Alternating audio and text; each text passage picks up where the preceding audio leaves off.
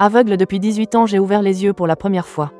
Pour découvrir que ma femme qui partageait mon lit était l'impératrice régnante et que la servante que je taquinais en lui pinçant les joues chaque jour était la plus grande épéiste immortelle au monde, même le gros chien jaune qui remuait la queue pour moi à la maison était un grand démon préhistorique vieux de 300 000 ans, c'est juste que l'impératrice craignait que je sois utilisé par des gens mal intentionnés.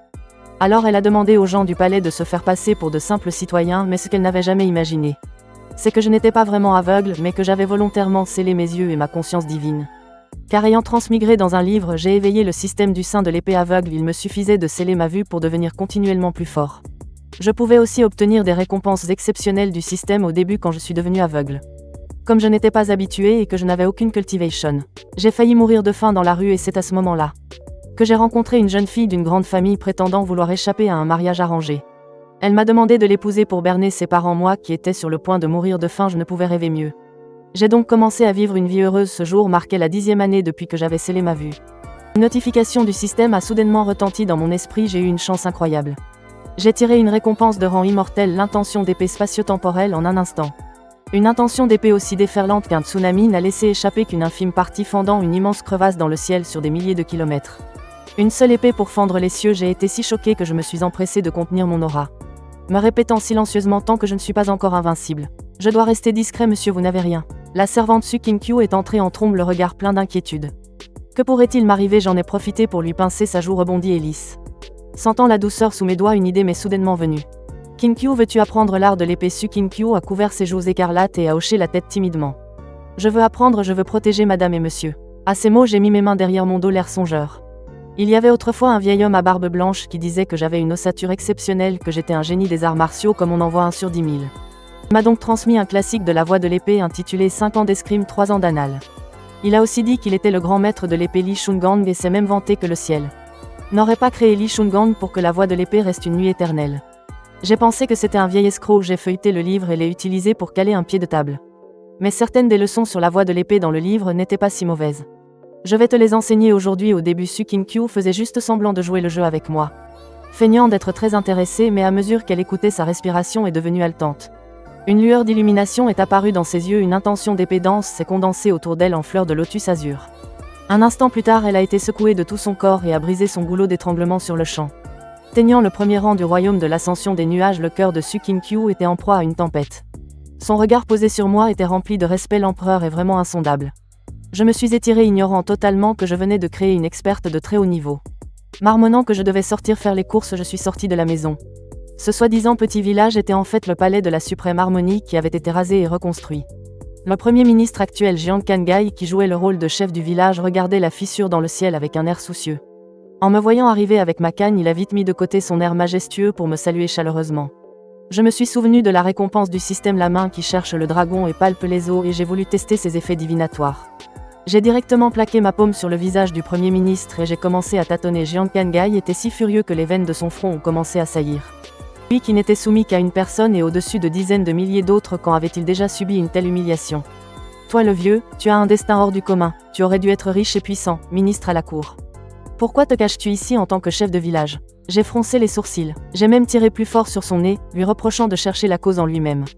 Ton salaire a-t-il augmenté toutes ces années? As-tu travaillé sérieusement? Je vois ton front s'assombrir, un désastre semblant t'attend. Pfeuft, le commandant de la garde impériale qui vend du vin à côté, n'a finalement pas pu s'empêcher d'éclater de rire. Le Premier ministre, d'habitude si influent, se faisait sermonner par un aveugle qui lui tirait le nez. C'est alors que l'impératrice Donfan Liuli, vêtue d'une robe rouge, s'approcha avec grâce. Elle venait d'entendre le rapport de Su King-Kyu et était devenue très curieuse à mon sujet. Pendant ce temps, je m'étais avancé vers l'étal de légumes, tenu par Jiaogu, le prince héritier de Shu qui complotait une rébellion. Marchand, avez-vous de la ciboule? Jiaogu était d'humeur massacrante. Sans lever la tête, il a aboyé. T'es aveugle, tu ne peux pas voir par toi-même. J'ai montré le bandeau de soie noire sur mes yeux, d'un ton sincère.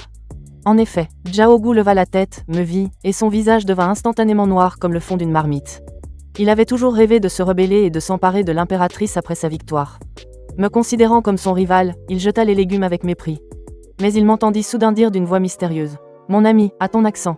Tu viens de la région de Shu, n'est-ce pas? Fais vite sortir ta femme et tes enfants. Ne reste pas là-bas. Jiaogu fut stupéfait. Pourquoi? Le roi vassal de Shu va se rebeller. Son cher fils est déjà dans la capitale pour fomenter des troubles. D'ici peu, tout son clan sera exécuté. À ces mots, Jiaogu, comme frappé par la foudre, changea de visage. Je n'ai même pas encore commencé mon plan. Comment cet aveugle est-il au courant? Comment le sais-tu? Il me fixait intensément, le visage rempli d'une intention meurtrière. Je lui fis un sourire mystérieux et lui tapotai l'épaule d'un air détaché. En tant qu'aveugle, savoir lire l'avenir, c'est plutôt logique, non? Dégage. Zhao Gu était si furieux qu'il a failli cracher du sang. Il allait éclater en injures, mais sa voix s'arrêta brusquement. Car il vit cette impératrice en civil mais à l'aura écrasante, qui s'approchait gracieusement. Que fais-tu ici? Je me suis retournée et j'ai adressé un sourire chaleureux à cette présence familière. Les beaux yeux de Donphan Liuli me regardaient d'un air mi-souriant, mi-sérieux, puis elle jeta un œil à Zhao Gu en sueur froide. Je me promène. Je vous ai entendu dire tout à l'heure que le roi vassal de Shu complotait une rébellion. J'aimerais en savoir plus. Instantanément, le marché animé tomba dans un silence de mort. Vraiment, l'inconscience des ignorants est sans limite, oser se moquer publiquement d'un roi vassal. Une vague de stupeur parcourut le marché, mais je secouai la tête avec indifférence. Et je commençai d'un air sérieux.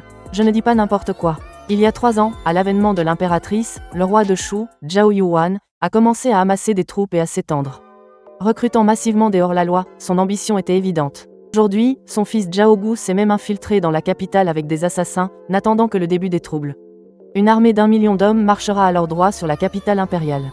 À la fin de mes paroles, le silence alentour était tel qu'on aurait pu entendre une épingle tomber. Zhao Gu était complètement abasourdi. La panique dans son cœur l'emportait sur la colère. Cet aveugle a-t-il activé une triche pour tout voir? Un plan top secret, préparé depuis des années, qu'il dévoilait comme s'il parlait de la pluie et du beau temps. As-tu des preuves? Le ton de Donphan Liuli était grave. Sa voix laissait pourtant transparaître une froideur imperceptible pour maintenir la paix du village. Aujourd'hui je vais faire le calcul pour vous. D'un air vertueux je fis un calcul sur mes doigts. Les assassins menés par Zhao Gu se cachent sûrement en ce moment dans la résidence du Premier ministre. Prêt à provoquer un bain de sang Jiang Kangai qui jouait le rôle du chef du village. Son visage devint instantanément noir comme le fond d'une marmite. Cet aveugle a encore vu juste. L'impératrice lança un regard. Le commandant de la garde impériale disparut instantanément. Un instant plus tard un rapport secret est arrivé. La nouvelle était confirmée. Zhao Gu a complètement perdu son sang-froid. Il a été traîné par la garde impériale comme un poisson mort, son pouvoir spirituel scellé. En partant, son regard semblait vouloir me dévorer tout cru, mais j'étais plongé dans la joie de ma bonne action du jour. J'ai crié dans son dos: mon pote, amène vite ta femme et tes enfants se réfugier ici. Rencontrer est ton plus grand coup de chance. De rage, Zhao Gu cracha une giclée de sang frais. S'évanouissant sur le champ le lendemain, j'étais allongé sur une chaise en bambou. Profitant de la fraîcheur, une notification du système a soudain retenti à mon oreille: suppression réussie du protagoniste prédestiné Zhao Gu. Sa chance a été réduite de 500 points, récompense une herbe spirituelle de grade céleste. Le lotus cœur ardent des 9 soleils et 100 paquets de croquettes pour chien de grade immortel. Cette herbe spirituelle peut guérir la maladie du froid qui tourmente l'impératrice depuis des années. Une chose rare en ce monde, mais je n'avais pas l'intention de l'offrir à l'impératrice. Après tout, c'est une étrangère, rien n'est plus important que ma propre épouse. Ma Liuli n'est qu'une personne ordinaire. Si je lui donne ce remède, il pourra prolonger sa vie d'au moins 100 ans. J'ai cueilli la fleur de lotus et l'ai écrasée. Je l'ai jetée dans le chaudron des 10 000 bêtes pour en faire une bouillie médicinale d'apparence ordinaire mais dont l'aura spirituelle était contenue. Mon mari, je te manque déjà alors qu'on vient de se quitter. La porte de la cour s'ouvrit. Donphan Liuli s'approcha avec un sourire. Ses vêtements simples ne pouvaient dissimuler son noble tempérament. Je lui ai tendu le bol avec un large sourire. Tiens, bois cette bouillie pour te reposer un peu. Le soleil du matin illuminait la petite cour. La scène était aussi simple que celle d'un couple ordinaire. Mais elle dégageait une chaleur touchante. Donphan Liuli était stupéfaite. En tant qu'impératrice décisive et impitoyable, elle était habituée au complot et à la froideur. Cet instant, en regardant le doux sourire de son mari aveugle, son cœur fut comme heurté par quelque chose de léger. Elle prit le bol en silence et but une gorgée. Aussitôt ses yeux froids s'écarquillèrent. Ce goût, c'est celui du lotus cœur ardent des 9 soleils, le remède divin qu'elle avait cherché en vain pendant des années. Cet homme l'avait transformé en un bol de bouillie tiède et le lui avait tendu le plus simplement du monde. Un courant chaud envahit tout son corps. La maladie du froid qui la tourmentait depuis tant d'années se dissipa en un instant. J'ai sorti mon mouchoir et j'ai essuyé naturellement la trace de bouillie au coin de sa bouche. À cet instant, l'esprit de Donphan Liuli était complètement vide. Fini l'art de gouverner les hommes. La majesté impériale, tout s'est effondré face à cette simple tendresse. Elle me fixa et parla comme poussée par une force invisible. La famille Donphan sert la couronne depuis des générations. Si je te demandais de servir sa majesté, serais-tu d'accord? Non, j'ai refusé catégoriquement. Donphan Liuli écarquilla ses beaux yeux inexplicablement agacés. Suis-je un monstre pour que tu me rejettes ainsi? Fais comme tu veux. Il posa le bol et tourna les talons. Je n'avais pas encore percé le mystère du cœur des femmes quand une voix aiguë et stridente retentit dans tout le village. Sa Majesté l'Empereur et la homme du peuple Meng Qingju, présente-toi vite devant lui. J'ai sursauté et bondi de ma chaise en bambou. Quel empereur? Serait-ce que ma divine prédiction au marché est parvenue aux oreilles de l'impératrice? Elle est venue spécialement pour me recruter. La servante Su Qingqiu est arrivée en courant, le visage rouge de précipitation. Jouant la comédie d'une voix forcée, maître, Sa Majesté est arrivée. Dépêchez-vous, on m'a traîné dehors. Avant même que l'aveugle que je suis ait pu s'agenouiller, une main m'a fermement retenu. Sur le trône, la couronne de perles se balançait doucement dans le courant d'air. Donphan Liuli s'y adossait nonchalamment, un sourire amusé au coin des lèvres. Me regardant de haut, maître point de cérémonie. Je suis venu en personne pour inviter maître à servir la cour. Quelle est donc votre réponse, maître, demanda la voix de Donphan Liuli. Majestueuse, avec une pointe de moquerie à peine décelable, je joignis les mains et refusai dignement. Ce humble serviteur est ignorant, je crains de ne pas être à la hauteur. Donphan Liuli ne s'irrita pas, se contentant de jeter un regard à Su King-kyu près d'elle. Su King-kyu comprit au quart de tour et s'avança d'un pas, me chuchotant à l'oreille à voix basse: maître, ne refusez plus. Puisque Sa Majesté est venue en personne, elle compte bien vous emmener aujourd'hui. De plus, mademoiselle est déjà partie pour la capitale et ne reviendra pas de sitôt. Ne désirez-vous pas la revoir au plus vite en apprenant que Liuli était à la capitale? Après une longue réflexion, je poussai finalement un long soupir. S'il en est ainsi, ce humble serviteur est prêt à servir votre majesté de ses maigres forces. Un sourire triomphant se dessina sur les lèvres de Donphan Liuli. HMPH, si je ne te démasque pas. Je n'arriverai jamais à te soumettre, moi l'impératrice, je vais te forcer la main plus tu résistes. Plus cela m'amuse. Le lendemain, dans la salle du trône, l'impératrice siégeait sur son trône de dragon. D'une voix froide et résolue: le talent de mon cher ministre Meng est exceptionnel. J'ai donc décidé de le promouvoir vice-ministre des rites. Y a-t-il des objections, mes chers ministres? Les fonctionnaires de la cour se regardèrent. Le roi de Longshan, Guyangshen, ricana froidement. S'avançant avec arrogance, un simple paysan et aveugle de surcroît. Quelle compétence aurait-il pour usurper un si haut poste, bien que je ne puisse voir son visage? Je sentais la vague de sarcasme malveillant. Tu t'es vraiment attaqué à plus fort que toi. Je cherchais vite dans mon esprit la liste des futurs méchants du royaume puisque je dois asseoir mon autorité. Je ferai de toi un exemple. Hier soir, mes calculs m'ont révélé que... Je pris la parole nonchalamment, l'interrompant. Le roi de Longshan, pour surmonter son blocage, n'a pas hésité à pratiquer la magie noire. Empoisonner 100 000 personnes en sacrifice est inhumain. Je connais une incantation d'invocation capable de révéler la vraie nature de ce monstre, sur ce sans attendre la réaction des autres. Je récitais au hasard une formule magique qui aurait cru Guyangshen si digne un instant plus tôt. Et soudain le visage crispé, tandis que sur sa peau d'innombrables âmes en peine hurlaient pour s'échapper. À mort par 1000 coupures, l'impératrice frappa la table et se leva, son intention meurtrière glaciale. Tous les ministres étaient sous le choc. Se pourrait-il que cet aveugle soit un saint omniscient? Un jeune fonctionnaire murmura, peu convaincu: il a sûrement enquêté avant. On ne peut pas percer les secrets du ciel. Je tournai la tête vers lui, un demi-sourire aux lèvres. J'ai aussi calculé que le 3e lauréat de l'examen d'il y a 3 ans a triché pour obtenir son poste quand tu as soudoyé l'examinateur en chef. De peur qu'il oublie, tu as même gravé ton surnom sur cette lame spirituelle de rang céleste, n'est-ce pas? Le fonctionnaire devint livide et s'effondra lourdement au sol, traîné comme un chien mort par les gardes, profitant du silence dans la salle. Je toussautais et me dirigeais d'un pas arrogant vers le grand secrétaire Jiang Kangai, tendant la main vers son vieux visage pour le palper un instant. Jiang Kangai sentit ce contact familier et torturant, voulant mourir de honte et de colère. Grand secrétaire, dis-je d'un air solennel. Dans mon village, un chef nommé Jiang Dae a exactement la même date de naissance et le même destin que vous. Je suis persuadé qu'il est votre frère perdu de vue. Le visage de Jiang Kangai se contracta. En pensant à son double Jiang Dae, il dut endurer les regards étranges de ses pairs. Contre sa conscience, il admit avoir ce frère. Les ministres étaient en émoi. Des rumeurs d'enfants illégitimes se répandirent. Jiang Kangai avait envie de pleurer. Sa réputation en ruine, il lança un regard plein de reproches à l'impératrice. L'impératrice, gênée, agita la main. S'il n'y a rien d'autre, la cour est levée. J'allais justement rentrer me la couler douce. Quand l'impératrice m'arrêta: ministre Meng, vous n'avez pas de logis dans la capitale. Venez donc séjourner un temps au palais avec nous. J'étais un peu surpris.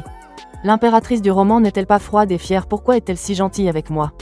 Je vous remercie, votre majesté, mais ma femme m'attend à la maison. J'ai peur qu'elle s'inquiète si je suis en retard. L'impératrice réfléchit au mot « femme ». Une étrange émotion naquit en elle. Vous aimez beaucoup votre femme.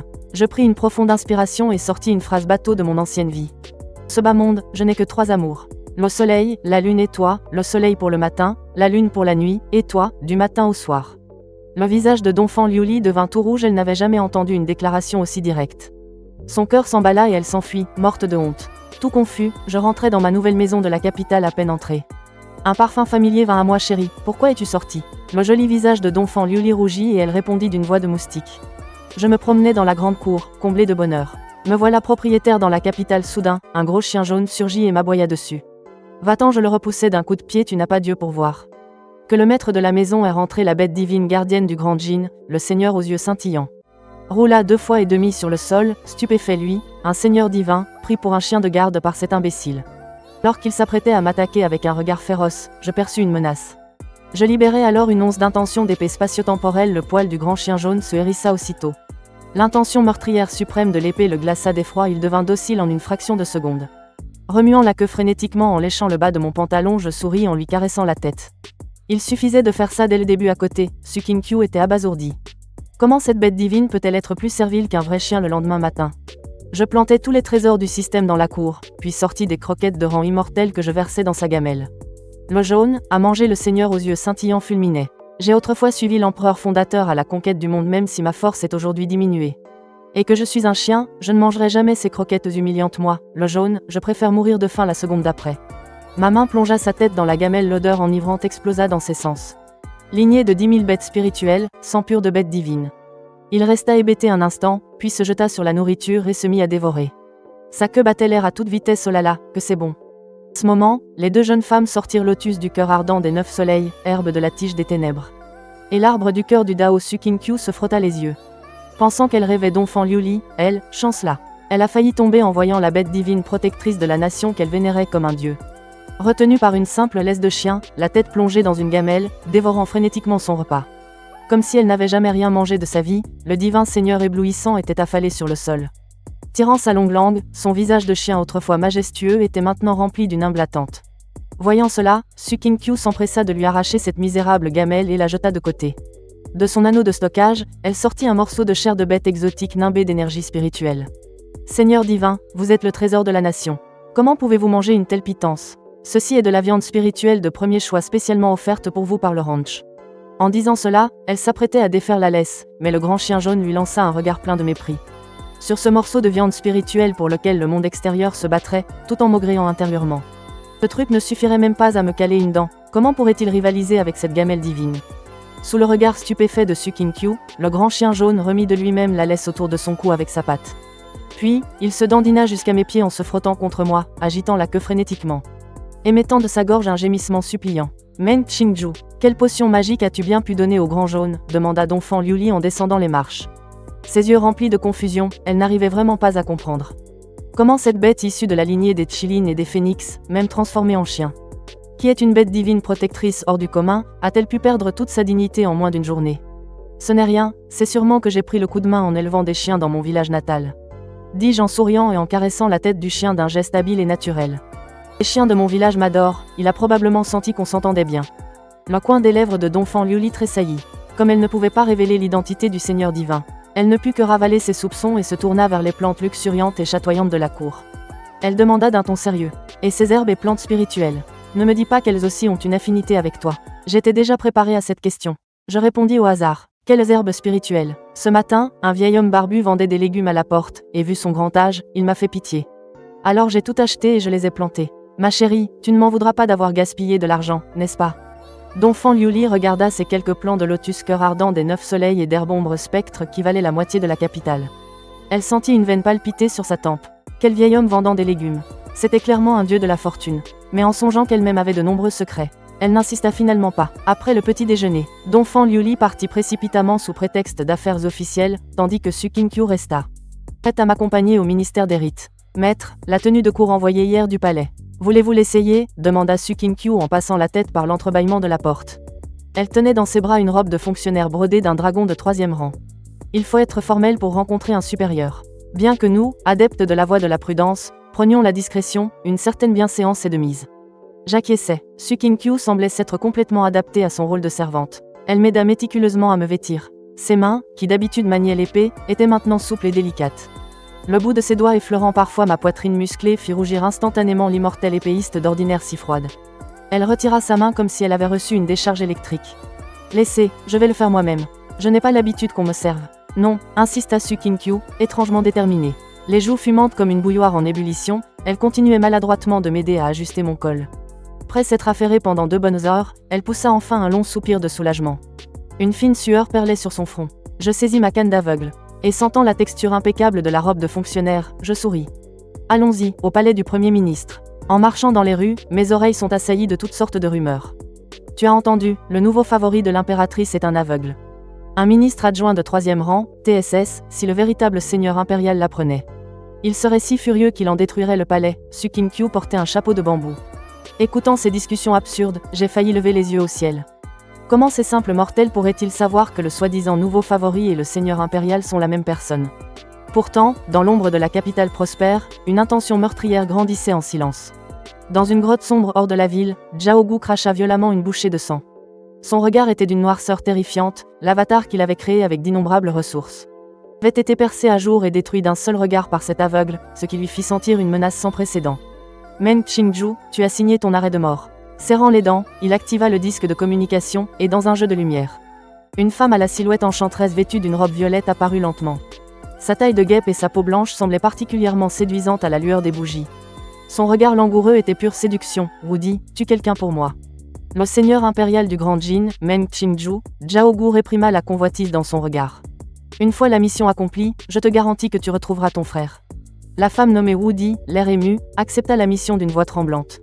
Après avoir coupé la communication, un sourire cruel et froid apparut sur le visage de Zhao Gu. Dommage que ce soi-disant frère soit mort depuis longtemps dans une expérience. À cet instant, j'ignorais tout.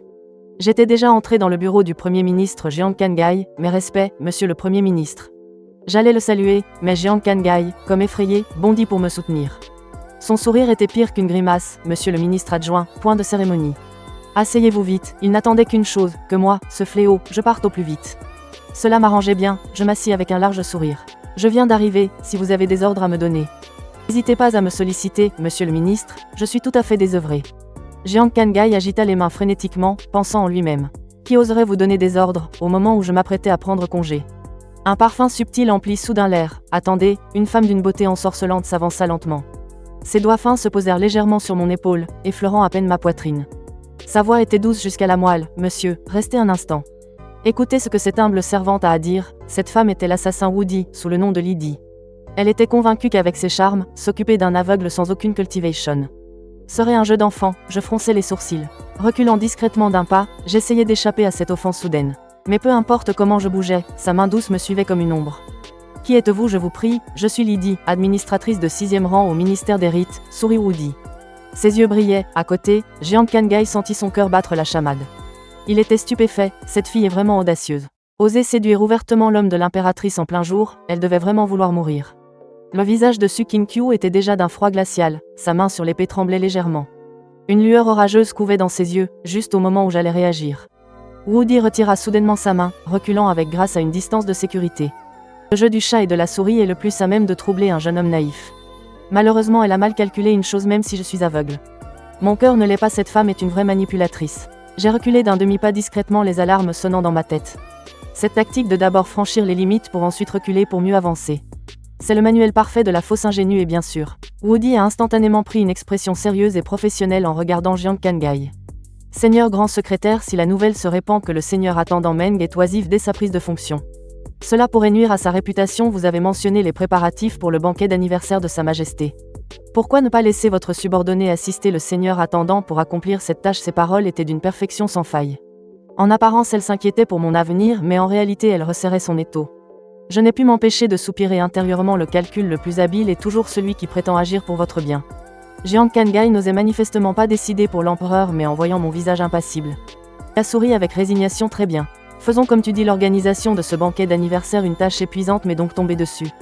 J'aurais voulu assommer cette femme avec ma canne, mais je devais préserver la bienséance du ministère des Rites. J'ai hoché la tête pour accepter la mission et quitter la résidence du grand secrétaire. Nous marchions tous les trois dans la rue.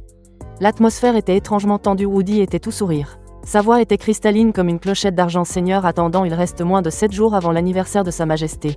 Et si nous trouvions un endroit calme et isolé pour discuter toute la nuit des détails du banquet? Pendant qu'elle parlait, son regard acéré comme un couteau a balayé mon flanc. Vers Su King-kyu qui dégageait une aura glaciale, ses sourcils se sont légèrement froncés, se disant que la puissance de cette servante était insondable si elle voulait le tuer. Elle devait d'abord trouver un moyen de se débarrasser de cet obstacle. Su King-kyu a tourné la tête, son regard aussi froid que la glace millénaire. Et Woody a souri gracieusement, soutenant son regard sans la moindre faiblesse. Leurs regards se sont affrontés, des étincelles semblaient crépiter dans l'air. Je marchais au milieu, feignant d'ignorer ces tensions sous-jacentes. J'ai simplement tapoté ma canne d'aveugle en soupirant que le monde est grand. Mais manger est le plus important, on verra le reste quand j'aurai le ventre plein. C'est parfait. Woody était bien décidé à s'immiscer à mes côtés. Elle a minaudé d'une voix douce. Cette humble personne vient d'arriver à la capitale. Je n'ai même pas où loger. Aurais-je l'honneur de goûter à la cuisine du seigneur attendant? Non, a lancé froidement Su King-kyu. Le seigneur attendant a déjà une épouse, veuillez vous respecter, ce n'est que pour un repas. Je ne cherche rien d'autre, a dit Woody en clignant ses grands yeux innocents. Mademoiselle King-kyu, vous n'êtes qu'une servante, vous vous mêlez de bien des choses. À vous entendre, on pourrait croire que vous êtes l'épouse du seigneur attendant, ça suffit, ça suffit. Je me suis vite interposé pour les séparer, craignant que ces deux beautés ne s'écharpent en pleine rue. Je suis un gendre qui vit chez sa femme, c'est mon épouse qui décide de tout à la maison. Si vous voulez nous suivre, suivez-nous, on verra si ma femme accepte de vous garder. Woody était complètement abasourdi, elle n'aurait jamais imaginé que ce nouveau favori de la cour, si puissant, un grand fonctionnaire de 3e rang, soit en réalité un homme entretenu par sa femme Su King-kyu, affichait un air indigné. Elle voulut parler mais se retint. Peu importe King-kyu, allons-y. J'ai fait un geste de la main avec indifférence. Cependant, Woody, qui complotait en secret en entendant le nom de King-kyu. Mon regard s'est crispé, fixant celle qui portait une épée dans le dos. Cette servante a l'air si réservée, elle est la célèbre et glaciale immortelle à l'épée. Être la servante d'un aveugle. Bientôt nous sommes rentrés au manoir Meng dans la cour. Une femme en tenue d'épouse avec un tablier sortait de la cuisine avec des plats fumants. Vous rentrez juste à temps, lavez-vous les mains pour manger. Donphan Liuli m'a souri tendrement. Son regard s'est vite posé sur la séduisante Woody, fronçant un sourcil d'un air scrutateur. C'est une de mes collègues venue pour un repas. Ai-je répondu nonchalamment, une lueur de mécontentement imperceptible a traversé le regard de Donphan Liuli. Mais en tant que femme de la maison, elle a tout de même souri avec grandeur. D'accord, cependant Woody à ce moment-là était comme frappé par la foudre. Son esprit était en plein chaos, cette aura impériale gravée dans ses os faisait flageoler ses jambes. L'impératrice, la tueuse de la secte démoniaque qui tuait sans ciller, était maintenant sur des charbons ardents. Les lèvres rouges de Woody se sont entr'ouvertes, prêtes à pousser un cri de surprise. Donphan Liuli a alors mis son index sur ses lèvres et lui a lancé un regard d'avertissement. Puis elle m'a désigné. Woody a compris instantanément. A hoché la tête frénétiquement, a fermé la bouche et a regardé les plats sur la table. Pouvoir manger un plat préparé par l'impératrice elle-même, quel honneur, ça en vaudrait la peine même si elle devait être décapitée demain. Le cœur rempli de joie, elle a pris un petit morceau de poisson au moment de le mettre en bouche. Une explosion de 4 saveurs extrêmes, amères, épicées, salées et rances a éclaté sur sa langue. La vision de Woody s'est assombrie. Elle a failli vomir sur le champ. C'est quoi cette chose? C'est du poison, n'est-ce pas? Elle a couvert sa bouche en jetant des regards furtifs autour d'elle. Mais elle a vu que moi et Su King-kyu avions aussi le cou tendu, le visage crispé, déglutissant avec difficulté. Ce n'est pas bon. Donphan Liuli a senti que l'atmosphère était étrange. A-t-elle demandé, les yeux pleins d'attente? C'est immangeable. Ai-je hoché la tête? Honnêtement, c'est délicieux. Woody a immédiatement levé le pouce, son instinct de survie au plus haut. Je trouve que ça va aussi. Su King-kyu a pris son thé en silence pour se rincer la bouche. A-t-elle dit à contre-cœur? Donphan Liuli a acquiescé. Puis elle a jeté un regard à la silhouette démoniaque de Woody, s'attardant un instant sur sa poitrine généreuse. Ensuite elle a poussé tout le plat de poisson vers elle. Si c'est bon, mange-en plus. Le sourire de Woody s'est figé sur son visage, les yeux fermés, des larmes coulaient. Elle a terminé le plat comme si elle avalait des charbons ardents en ouvrant les yeux. Elle a cru voir dans le vide son arrière-grand-mère décédée lui faire signe. Regarde comme tu dévores, ne te presse pas. Il en reste encore ici, a dit Donphan Liuli avec un sourire entendu en poussant d'autres plats. Quelques plats. Woody a couvert sa bouche pour retenir un haut, le cœur, la bave aux commissures des lèvres. Je ne pouvais plus supporter ça, j'ai pris ces plats et je me suis levée. Laisse-moi les retravailler un peu, c'est la première fois que je cuisine. N'ose pas gâcher. Donphan Liuli. Sa voix portait inconsciemment une majesté impériale. J'ai souri chaleureusement. Madame, vous avez tort, je ne fais que parfaire les détails sur votre base. Comment cela pourrait-il être du gâchis? Je me suis transformé en grand baratineur. La voix riche et douce, tel l'empereur qui dessine les plans de son empire. Ses ministres peaufinent les détails, on appelle ça se compléter mutuellement. Dans votre création, comment pourrais-je y apporter la touche finale? La cour est soudain tombée dans un silence étrange. L'impératrice est restée silencieuse. Les baguettes de l'épéiste de glace tombèrent, même la tueuse ensorcelante était sous le choc. Est-ce une déclaration? Ces mots doux sont plus sucrés que le miel. Woody jeta un œil et découvrit avec horreur sa majesté l'impératrice si décidée. Le lobe de ses délicates oreilles était maintenant rouge vif, il est trop doué pour séduire. Su King-kyu sortit vite son carnet et nota en marmonnant les phrases de drague de l'empereur. Même si l'impératrice était inégalée en savoir et en arts martiaux face à un tel sentiment, elle n'était qu'une jeune fille n'ayant jamais connu l'amour. Un instant plus tard, revint avec le plat refait. Donphan Liuli prit un morceau de viande. Elle le porta élégamment à sa bouche, une saveur qu'elle n'avait jamais goûtée. Explosa sur ses papilles, son corps délicat frémit. Ses yeux de phénix brillaient d'un éclat sans précédent. Tu avais raison, c'est vraiment délicieux. Elle sourit radieusement, c'était la première fois depuis son accession au trône qu'elle laissait voir un sourire aussi pur et aussi touchant. Alors mange-en plus, dis-je en souriant en remettant un morceau dans son bol. L'impératrice avait alors perdu toute la majesté de la souveraine du Grand Jin, ses canines espiègles brillaient au soleil. Ses yeux charmants pétillaient avec une pointe de candeur enfantine. Bien sûr, je n'en ai pas encore assez mangé. Sur le côté, Su King-kyu fit la moue en silence, ses baguettes immobiles depuis un bon moment. Peine quelques bouchées de riz et déjà gavée de leur spectacle amoureux. Elle maugréa dans son cœur, votre majesté, cette fois vous êtes vraiment tombé dans le panneau. Ce n'est qu'une heure plus tard que Donphan Liuli partit à contre-cœur, se hâtant de rentrer au palais pour gérer les affaires d'État, maître le vice-ministre. Nous devrions nous occuper des préparatifs du banquet dès le départ de l'impératrice. Woody s'approcha aussitôt pour me presser les yeux brillants d'une lueur étrange. Pas de précipitation, dis-je en époussetant ma robe et en me levant. Je saisis la laisse du chien à côté d'Aouang, on va se promener. Le grand chien jaune qui était le divin seigneur Yaomu laissa échapper un gémissement sourd. Lui, la grande bête divine protectrice du pays, en était réduit à être promené en laisse. Il s'aplatit de tout son long le ventre contre les dalles de pierre. Refusant de bouger, tu ne viens pas, je tirais fort sur la laisse. Voyant qu'il ne bougeait toujours pas, je lui donnai sans ménagement un coup de pied aux fesses. Élève-toi, va faire tes besoins dehors si tu oses le faire dans la cour. Ce soir je te fais mijoter, les veines du front de Dao Wang se gonflèrent. Moi, une bête divine, je n'ai absolument pas besoin d'excréter.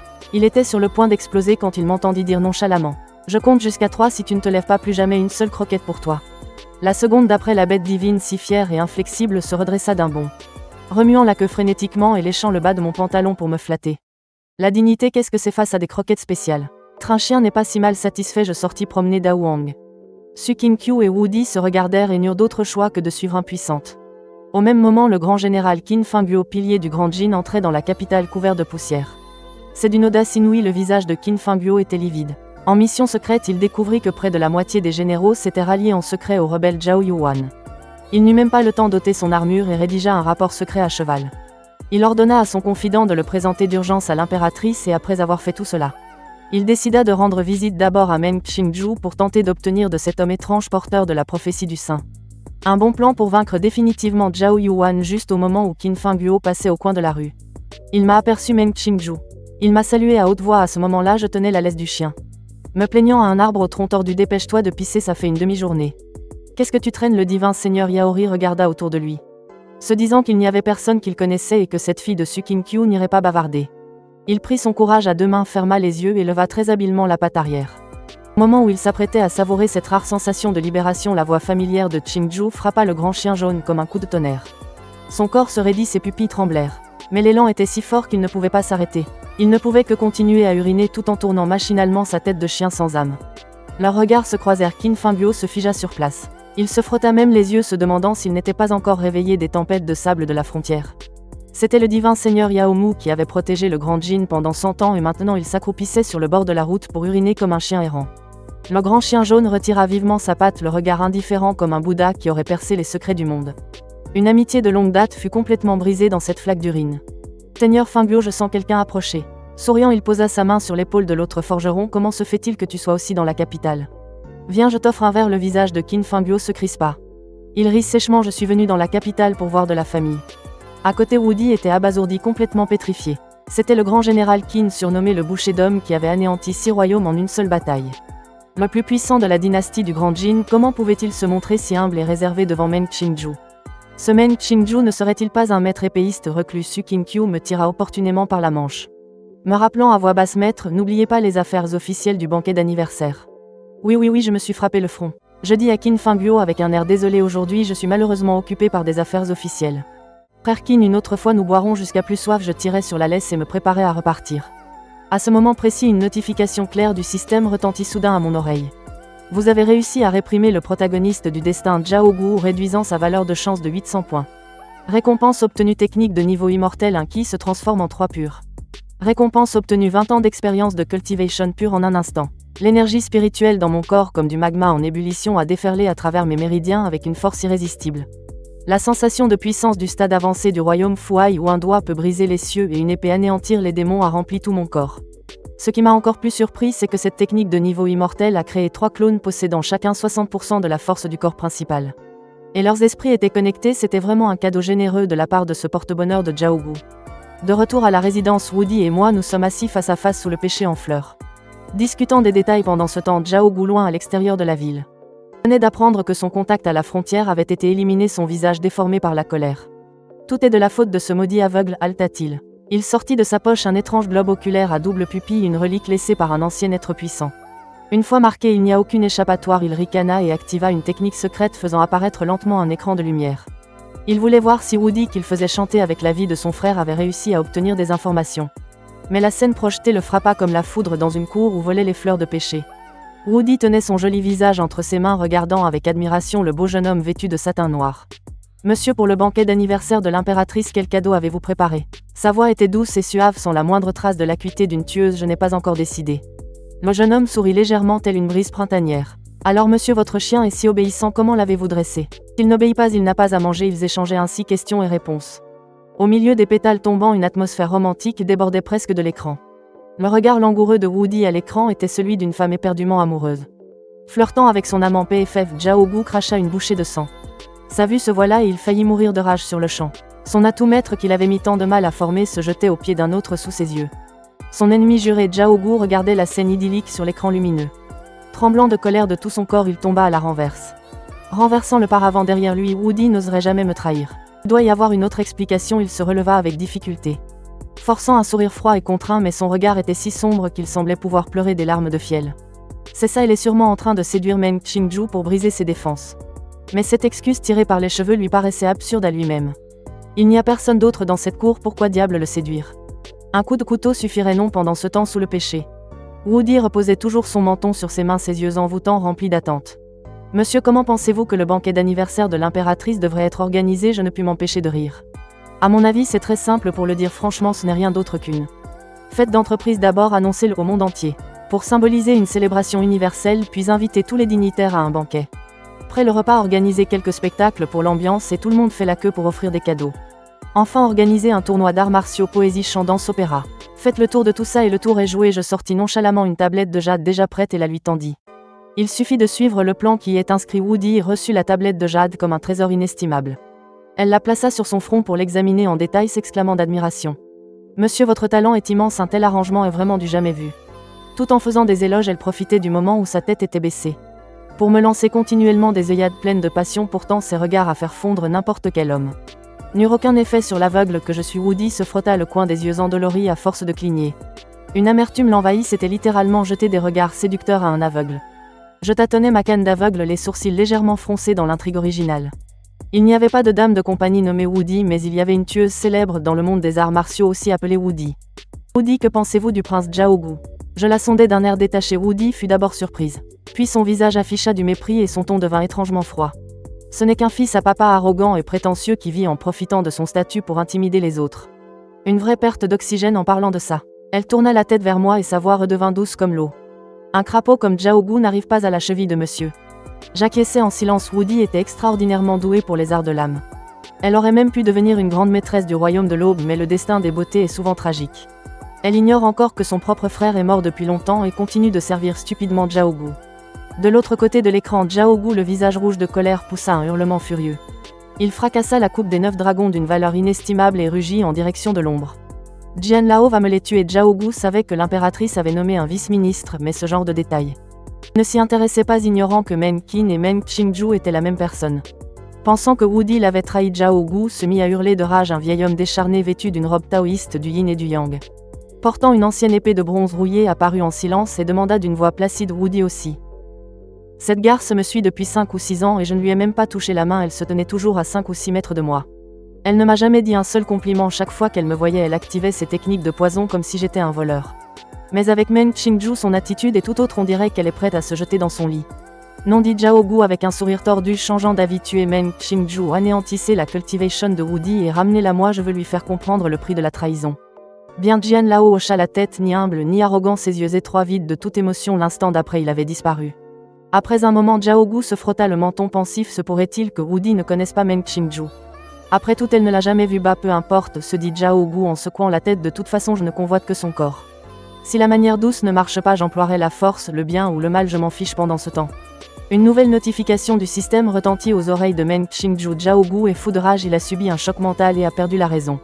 La chance du fils du destin a diminué de 1 2400 récompenses obtenues. Technique de rang céleste, le rêve du papillon de Zhou Gong. Tiens, encore du butin. Meng Qingju haussa un sourcil. Quel est donc ce forcené qui s'acharne à ce point sur le protagoniste? Une technique spirituelle ne m'est pas très utile, pensa Meng Qingju un peu déçu, mais elle serait parfaite pour Woody. Le soir venu, Meng Qingju avait préparé le repas à l'avance et le gardait au chaud. Allongé sur son rocking chair, il admirait le crépuscule. Un peu plus tôt, Woody était parti précipitamment, craignant de retomber sur l'impératrice. En partant, elle lui avait posé une question qui le fit réfléchir. Elle lui avait demandé si par hasard Monsieur Meng connaissait le divin monarque. Monsieur et le divin monarque portaient le même nom et avaient tous deux les faveurs de l'impératrice. Meng Qingju répondit bien sûr que non. Même s'il était très curieux à propos de cet homme extraordinaire, était-il d'une beauté renversante ou d'un talent inégalé? Sinon, comment aurait-il pu changer le scénario et donner à l'impératrice destinée à rester seule l'envie de se marier?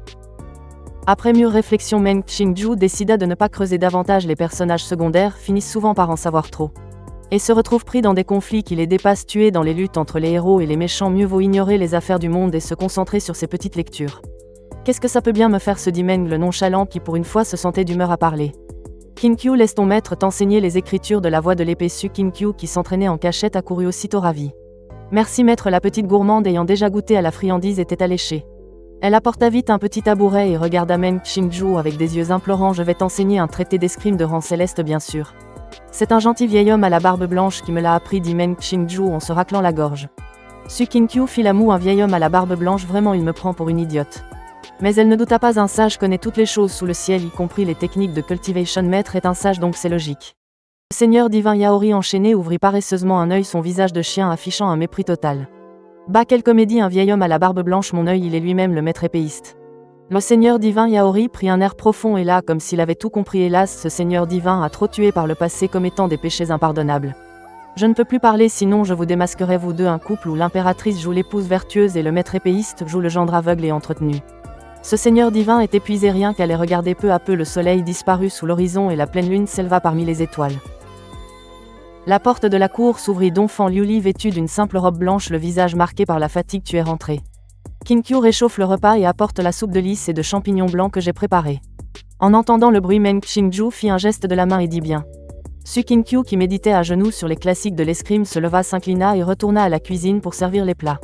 Donphan Liuli regarda la silhouette de Su Kinkyu avec une légère surprise. Si elle ne se trompait pas, son intention d'épée s'était encore affinée. Elle avait atteint le stade intermédiaire du royaume Tengyun, une progression bien trop rapide. Lorsque Su Kinkyu apporta les plats, ils s'assirent et Donphan Liuli demanda par télépathie. Qingzhou t'a expliqué les classiques de l'escrime. Oui, le visage de Su Kinkyu s'illumina, sa beauté froide révélant un adorable sourire. Les classiques enseignés par l'empereur cette fois sont d'une infinie profondeur et m'ont beaucoup inspiré. Donphan Liuli regarda Meng Qingzhou en silence, pensant en elle-même combien de choses cet homme cache-t-il encore. Toujours insaisissable comme un millefeuille, on enlève une couche pour en trouver une autre. La soupe aux graines de lotus et aux champignons blancs apaise l'esprit et nourrit les poumons, c'est ce qu'il y a de mieux pour soulager la fatigue, dit Meng Qingzhou en désignant un bol. Donphan Liuli sourit légèrement, chassant ses doutes pour profiter de ce précieux moment de quiétude. Sans s'en rendre compte, elle réalisa que depuis l'arrivée de Meng Qingzhou, elle s'endormait rarement sur des piles de parchemins et de rapports.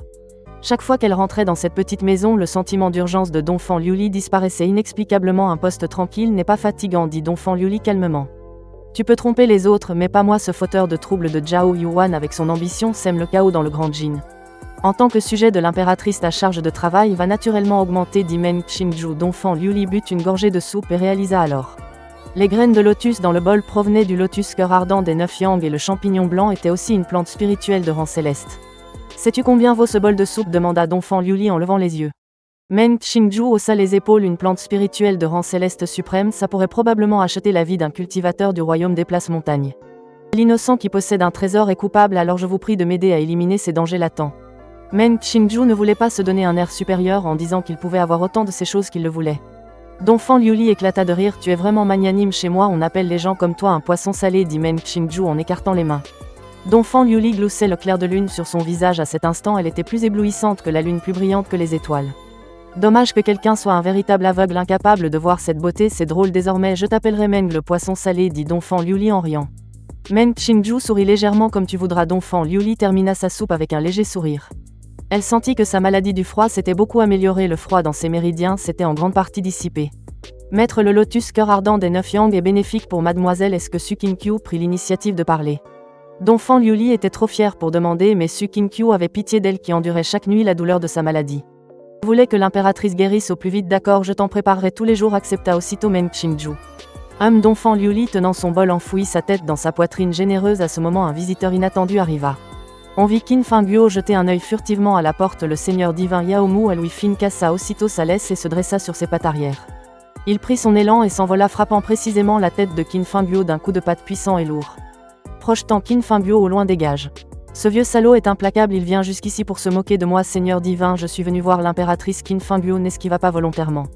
Il savait que le seigneur divin avait été humilié et le laissait se défouler, mais ce maudit chien ouvrit la gueule pour le mordre. Qin Fengguo expliqua aussitôt par télépathie quoi. Le seigneur divin Yaomu fut encore plus en colère, des flammes jaillissant de ses narines, ses yeux de chien remplis de férocité. Tu veux raconter à sa majesté que je me suis accroupi au bord de la route pour uriner, c'est la goutte d'eau qui fait déborder le vase. Je vais te mordre à mort, n'ai-je pas dit que tu marquais un grand arbre pour une autre affaire importante? Qin Fengguo expliqua de nouveau par télépathie. Un long moment plus tard, il était couvert de blessures. Il faillit attraper la rage avant de parvenir à calmer la fureur du seigneur divin et entra en boitant dans la cour. Maë petite Liuli. Qin Fengguo ouvrit la bouche, mais en voyant Meng Qingzhou, il changea aussitôt de ton. Il rit à voix haute. Oh Qingju, tu es là aussi, ah ah ah. Meng Qingju avait une drôle d'expression. C'est ma maison, ne devrais-je pas y être? Mon ami, que veux-tu dire? Il y a un sous-entendu dans tes paroles, un lapsus, dit Qin Fengguo avec un rire forcé en fait. Je suis le grand-oncle de la petite Liu Li. Oncle Meng Qingju se leva vivement très surpris. Gendre, assieds-toi. Qin Fengguo était en sueur, l'esprit complètement embrouillé. À l'origine, Qin Fengguo était venu exhorter l'impératrice à ne pas être indécise, à se débarrasser de ce Meng Qin et à vivre heureuse avec l'empereur Meng Qingju. Je ne m'attendais pas à ce que Meng Qingju soit là non plus, je ne peux pas le laisser m'entendre parler de sa majesté. Dépêche-toi de divorcer de Meng Qin, ne fais pas de l'impératrice une femme trompée d'enfant. Liu Li toisa Qin Fengguo. Son regard était scrutateur et interrogateur, comme pour dire tu déranges ma tranquillité. Si tu ne me donnes pas une explication claire, tu sais ce qui t'attend. Qin Fengguo en sueur froide ne put que dire après un long silence, je ne faisais que repérer les lieux, ce n'est rien. Je m'en vais maintenant. Sur ce, Qin Fengguo s'enfuit à toutes jambes. Après avoir couru sur près de 3 lits, Qin Fengguo reprit enfin ses esprits. Sa majesté est une souveraine si brillante, comment pourrait-elle être influencée par quelques mots? Il faut forcer sa majesté à faire un choix. Un sourire se dessina sur les lèvres de Qin Fengguo, il venait de trouver une idée géniale. Au banquet d'anniversaire de l'impératrice, ce vieil homme se lèvera publiquement pour remettre en question le manque d'expérience de ce bellâtre de Meng Qin, puis je lui poserai un problème difficile tant qu'il ne pourra pas le résoudre. Alors ce bellâtre de Meng Qin devra quitter la capitale et retourner dans son village natal. Je suis vraiment trop intelligent, comment des gens comme Jiang Kangai pourraient-ils se comparer à moi? Ah, les jours suivants furent très riches pour Meng Qingju. Le matin, il se levait, cuisinait, nourrissait et promenait le chien, arrosait les fleurs et s'occupait du potager. Quand il avait le temps, il discutait des textes et de la compréhension de la voie du sabre avec Su Qingqiu. À midi, il déjeunait avec Donfang. Liu Li. Meng Qingju remarqua qu'elle revenait de plus en plus souvent à la maison dès qu'elle avait un moment de libre. Elle accourait à la maison l'après-midi. Il discutait avec Wudi pour perfectionner le protocole du banquet d'anniversaire de l'impératrice. Mais il ne savait pas pourquoi Wudi posait toujours des questions détournées sur l'impératrice. À chaque fois, la bienveillante Su Qingqiu venait à sa rescousse. Empêchant Wudi de continuer à poser des questions en un clin d'œil, il ne restait plus que 2 jours avant le banquet d'anniversaire de l'impératrice. La mission de Meng Qingju était pratiquement terminée, les grandes lignes du banquet étaient organisées, mais Wudi continuait de venir le déranger sous divers prétextes. Saisissant chaque occasion pour passer un peu plus de temps avec Meng Qingju, mon charme est-il si grand? Meng Qingju se caressa le visage. Cela le rendait un peu prétentieux, il ignorait que Wudi était encore plus frustrée que lui et sur le point de devenir folle. Cela faisait plusieurs jours que non seulement elle n'arrivait pas à manipuler les fils émotionnels de Meng Qingju, mais elle n'avait pas non plus trouvé le moyen de s'introduire dans le palais intérieur. Monsieur Wudi a une requête impertinente à vous soumettre, j'aimerais votre aide. Le ton de Wudi était timide et craintif, particulièrement apte à éveiller l'instinct protecteur d'un homme. Meng Qingju, impassible, fit aussitôt un geste de la main. Puisque c'est une requête impertinente, alors ne la formule pas. Son intuition lui disait que Wudi travaillait pour Zhao Gu et que c'était une mission très importante.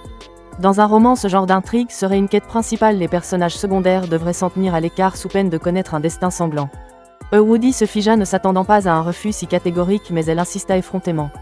Je voudrais vous demander, monsieur, de m'aider à entrer dans le palais intérieur, je veux voir l'impératrice, est-ce possible?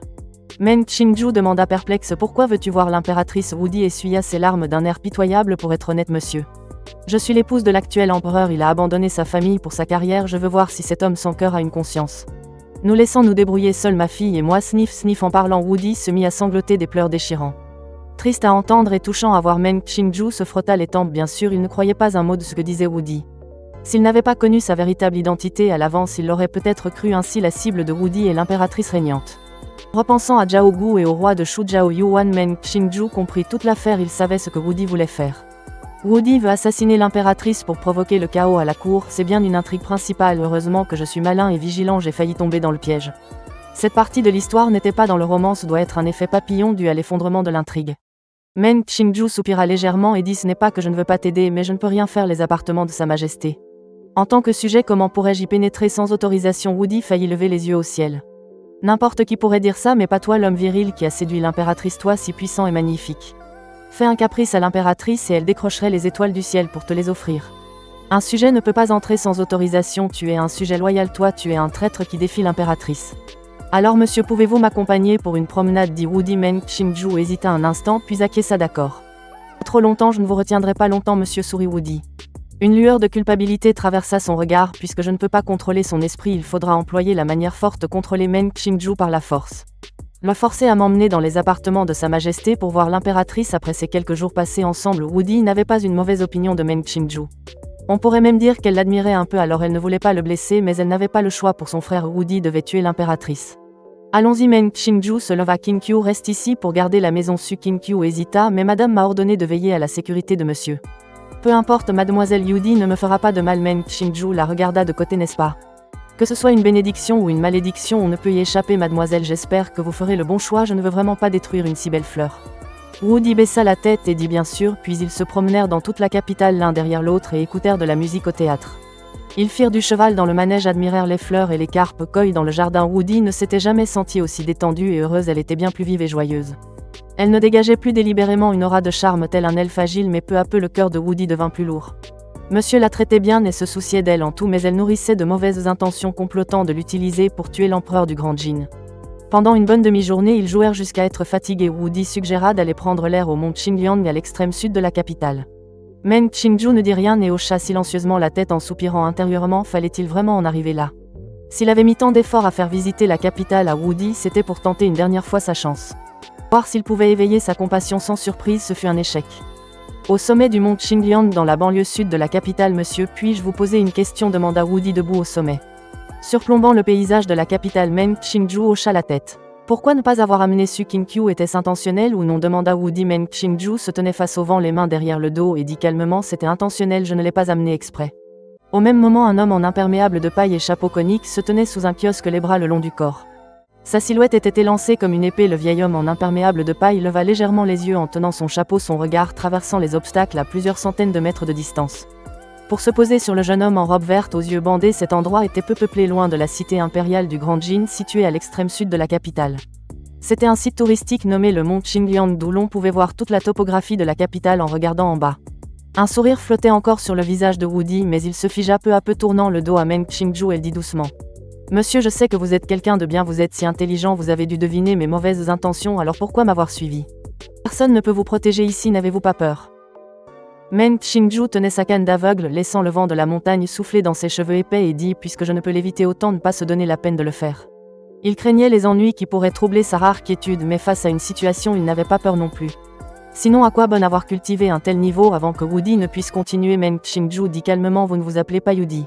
Votre vrai nom est Wu Di, vous n'êtes pas non plus une intendante de 6e rang au ministère des rites, mais une tueuse au service du prince héritier Zhaogu. Au sommet du royaume du nuage ascendant, experte dans les arts du poison spirituel, un véritable génie, vous avez dû changer d'apparence pour vouloir vous servir de moi. Afin de vous infiltrer dans le palais et assassiner l'empereur actuel. Meng Qingzhou demanda, ai-je raison? Les pupilles de Wu Di se contractèrent avec une expression de quelqu'un qui a vu un fantôme. Elle regardait Meng Qingzhou avec un choc inexprimable. Comment pouvez-vous connaître de tels détails? Je n'ai jamais révélé mon vrai nom, très peu de gens le connaissent. Même mes techniques de cultivation. À cet instant, Wu Di ressentit une pression intense venant de Meng Qingzhou. Quand quelqu'un révèle vos secrets les plus profonds comme s'il les connaissait par cœur, ne voyant rien du monde mais semblant pouvoir tout percer à jour, ce genre de personne est sans aucun doute la plus terrifiante. Monsieur, vous, pourquoi ne pas avoir fait semblant de ne rien savoir? Nous aurions pu rester amis, dit Wu Di à la fois honteuse et coupable. N'osant pas regarder Meng Qingzhou en face, je suis désolée monsieur. Elle condensa une aiguille spirituelle et d'un mouvement du doigt, une aiguille invisible et intangible perça instantanément le front de Meng Qingzhou. Rassurez-vous, je ne vous ferai pas de mal. Une fois dans votre tête, l'aiguille spirituelle se transformera en fils qui envelopperont et contrôleront votre âme. Après cela, j'effacerai toutes les traces pour ne pas vous impliquer. Monsieur Meng Qingzhou se tenait les mains derrière le dos, immobile comme s'il était contrôlé. Wu Di l'observa un long moment comme face à un grand ennemi avant de pousser un soupir de soulagement. Vous me donnez vraiment du fil à retordre. Soudain, Meng Qingzhou reprit nonchalamment la parole tout en restant droit et s'appuyant sur sa canne d'aveugle. Debout au bord de la falaise, il dit, vous tuer m'entraînerait dans des troubles, ne pas vous tuer équivaut à vous couvrir. Vous dites? Meng Qingzhou tourna la tête révélant son profil froid et murmura, que devrais-je faire? Wu Di fut comme frappée par la foudre, complètement horrifiée. Elle recula de plusieurs pas, elle voulut rappeler l'aiguille spirituelle mais avait déjà perdu le contact. Une fois entrée dans le front de Meng Qingzhou, l'aiguille spirituelle disparut comme une pierre dans l'océan. Qui êtes-vous vraiment? Demanda Wu Di, le visage pâle et la voix tremblante. Meng Qingzhou répondit calmement, un simple paresseux qui ne souhaite pas être dérangé par les affaires du monde. C'est alors que le vieil homme en imperméable de paille et chapeau conique fit un pas, l'espace ondula comme de l'eau et en un clin d'œil il déchira le vide pour apparaître près de Meng Qingzhou. Avez-vous fini de discuter? Demanda froidement le vieil épée. Il sortit une jarre de vin et une coupe de son anneau de stockage. Il remplit la coupe, la tendit à Meng Qingzhou et dit, un dernier verre pour la route, buvez-le et oubliez vos soucis sur le chemin des sources jaunes. Wu Di se retourna brusquement et s'exclama en le reconnaissant, vieil épéiste, que faites-vous ici? Mais que se passe-t-il? Le protecteur du prince Zhaogu, pourquoi est-il dans la capitale? Le vieil épéiste ignora Wu Di et tendit une coupe de vin. Meng Qingzhou la prit, fit tournoyer le liquide et sourit le croque-mort Jian Wuming. L'atout le plus puissant de Zhaogu au seuil du royaume océanique, il aime offrir un verre d'adieu avant de tuer. Quelle étrange manie. Le vieil épéiste dégaina lentement l'ancienne épée rouillée de son dos et l'essuya méticuleusement avec un mouchoir sans répondre. Meng Qingzhou se demanda avec curiosité si le vieil épéiste le tuerait quand même s'il refusait obstinément ce verre. Après réflexion, Meng Qingzhou but la coupe d'un trait, la jeta et dit calmement: tant pis, pour une fois je vais me laisser aller boire, tuer et m'amuser. Vieil épéiste, que faites-vous ici? Pour la première fois, la peur se lisait sur le visage de Wu Di, fixant le vieil homme en pèlerine. Au moment où elle allait parler, elle vit que Meng Qingzhou avait fini le verre de l'adieu et prétendait sans honte vouloir tuer pour s'amuser. Monsieur, partez vite d'ici et cherchez la protection de sa majesté. Meng Qingzhou secoua la tête, un sourire aux lèvres. Pas la peine, au seuil du royaume océanique. D'une seule pensée, il peut parcourir des milliers de lits et déchaîner les océans, il est tout-puissant, où pourrais-je bien fuir? En entendant cela, Wu Di s'affola et supplia: vieil épéiste, je vous en prie, épargnez monsieur Meng. Dans la dynastie d'Apu, un 9e rang est un maître d'arts martiaux, un 1er rang est un immortel terrestre aux yeux des mortels, et le royaume des nuages ascensionnels domine une région. Le royaume du déplacement des montagnes permet de fonder sa propre secte, et un cultivateur du royaume océanique est un dieu vivant aux yeux du monde. Une existence mystérieuse rarement aperçue, le vieil épéiste au seuil du royaume océanique aux yeux de Wu Di était déjà un être aussi puissant qu'un dieu. Le vieil épéiste versa le reste du vin de sa gourde sur l'ancienne épée rouillée. Lentement et calmement, il dit avec indifférence: Son Altesse le Prince m'a demandé d'abattre cet homme. Et aussi d'annihiler votre cultivation avant de vous ramener. Je pense que vous devriez d'abord implorer pour vous-même. À ces mots, Wu Di et Meng Qingzhou restèrent stupéfaits, le visage empreint de confusion. Meng Qingzhou fut surpris. Le héros de l'histoire a-t-il perdu la tête? Un tel soutien, un futur titan du royaume de l'aube, et tu veux annihiler sa cultivation? Il a pété un câble. Qu'est-ce que ça veut dire? Demanda Wu Di, complètement perdu. Le vieil épéiste dit: je ne sais pas, et ça m'est égal, annihiler votre cultivation vous-même ou laissez-moi vous aider. Wu Di était abasourdi. C'est quoi ce bordel? Je risque ma vie pour t'aider à tuer des gens. La mission n'est même pas finie et tu envoies quelqu'un me nuire, poignarder ses coéquipiers dans le dos, c'est ça? Quelle impudence! Wu Di était désespéré mais garda sa contenance, son regard froid fixé sur le vieil épéiste avec résolution. Monsieur, descendez vite de la montagne, je vais le retenir. En voyant cela, Meng Qingzhou se sentit soudain soulagé, lui qui était un peu agacé. Après tout, c'est cette femme qui l'a entraîné dans l'intrigue principale, mais elle n'y pouvait rien, et face à la mort elle montre une telle bravoure. Ça montre que ce n'est pas une mauvaise personne, au fond c'est une femme bonne et douce. Assez bavardé, le vieil épéiste plissa les yeux fixant Meng Qingzhou et dit lentement: toi. Tu peux y aller. Wu Di se plaça devant Meng Qingzhou, se retourna et lui sourit en disant: désolé, c'est moi qui vous ai entraîné là-dedans monsieur. Fuyez vite. À peine ces mots prononcés, Wu Di se mordit la langue et brûla son essence de sang pour augmenter sa force. Prête à échanger sa vie pour retarder autant que possible les pas du vieil épéiste. Tac tac. Tac tac tac. Le vieil épéiste s'approcha d'eux sans se presser.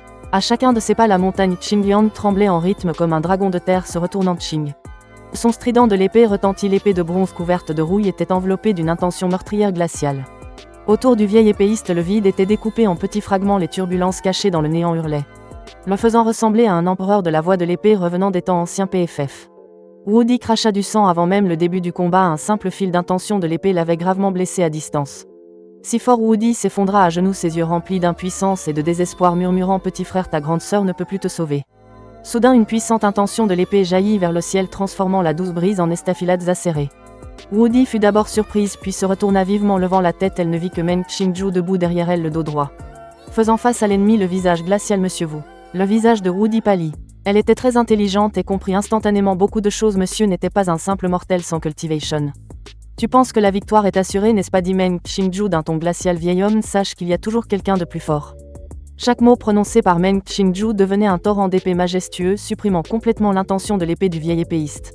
Je t'ai donné ta chance, mais tu n'as pas su la saisir. L'épéiste âgé plissa les yeux et s'arrêta brusquement. Il regarda Meng Qingzhou avec surprise. Les informations étaient fausses. Tu es un maître épéiste et ton niveau n'est pas bas. Intéressant.